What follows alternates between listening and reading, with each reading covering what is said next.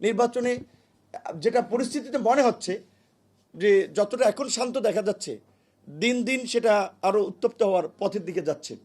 সেক্ষেত্রে নির্বাচনটা যদি আগের মতোই কেন্দ্র দখল, পেশি শক্তি বিস্তার করে যদি হয়, তাহলে তো আগামীতে এই বাংলাদেশ না, শুধুমাত্র আমাদের রাজনীতি একটা বড় ধরনের সংকটের মধ্যে পড়বে। আজকে যেই ফ্যাসিবাদী শক্তির বিরুদ্ধে আমরা সম্মিলিতভাবে লড়াই সংগ্রাম করে পরাজিত করলাম, আমরা তাদের রাজনীতি নিষিদ্ধের দাবিতে সবাই পরিষ্কার অবস্থান নিয়েছি। সেখানে দেখেছি এই লড়াই সংগ্রামে আমাদের সবচেয়ে বড় একটা অংশীদার রাজনৈতিক দল বিএনপি কিন্তু পরিষ্কারভাবে সেটা অবস্থান নেয় নাই। আওয়ামী লীগ নিষিদ্ধের প্রশ্নে নেয় নাই।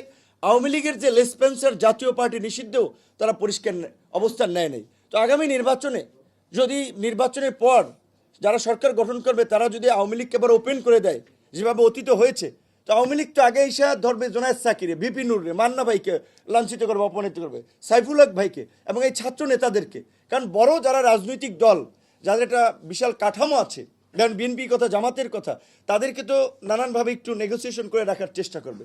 তো শুধুমাত্র অভ্যুত্থানে অংশগ্রহণকারী আন্দোলনের নেতৃবৃন্দ নয়, আমরা যারা গত এই 1.5 দশকের ধারাবাহিক লড়াই সংগ্রাম করেছি, আমাদেরও সামনে অনেক ধরনের নিরাপত্তাহীনতা আছে। এই সময় নিরাপত্তাহীনতা আছে। রাস্তাঘাটে আমরা বেরোচ্ছি, অনেকের পয়সাপাতি হয়েছে, তাদের 2-3 জন সিকিউরিটি গার্ড থাকে, আমাদের নিরাপত্তাটা কে দিবে? গত একদিনের লকডাউনে একটা ভীতিকর পরিস্থিতি তৈরি করেছে। এসপিরা, ডিসিরা বলছে অমুক দল তো নিষিদ্ধ নয়, এবং পুলিশের সাথে কার্যত এবং প্রশাসনের সাথে একটা নেগোসিয়েশন করেই আওয়ামী লীগের নেতা কর্মীদের নিয়মিত মিটিং হচ্ছে, বিভিন্ন জায়গায় জেলা পর্যায়ে মিটিং হচ্ছে, উপজেলা পর্যায়ে মিটিং হচ্ছে। তারা আলাপ আলোচনা করছে যে আগামী নির্বাচনে তারা কি ভূমিকা নেবে, কাকে সমর্থন করবে।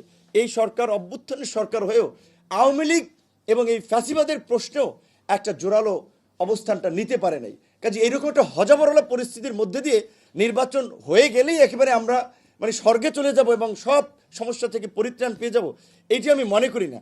যদিও অনেকে বলছে যে নির্বাচনই একমাত্র পথ সকল সমস্যার সমাধান এবং সকল রোগের ঔষধ নির্বাচন। অবশ্যই নির্বাচন প্রয়োজন, নির্বাচন আমরা চাই, কিন্তু শুধুমাত্র নির্বাচন হয়ে গেলেই এই সংকট থেকে আমরা উত্তরণের পথের দিকে যেতে পারবো না। তার জন্য আমাদের একটা রাজনৈতিক সমঝোতা, রাজনৈতিক কমিটমেন্ট, একটা রাজনৈতিক অঙ্গীকার প্রয়োজন। আশা করি রাজনৈতিক দলগুলো সেটি রিয়ালাইজ করে অভ্যুত্থানের পূর্বে যেভাবে আমাদের মধ্যে একটা আন্তরিকতা ছিল, আমাদের মধ্যে একটা যোগাযোগ ছিল, একটা সমন্বয় ছিল, সেটির দিকে ফোকাস নেবে। অন্যথায় ক্ষমতায় যেও কিন্তু স্থিতিশীলভাবে রাষ্ট্র চালাতে পারবে না। ধন্যবাদ।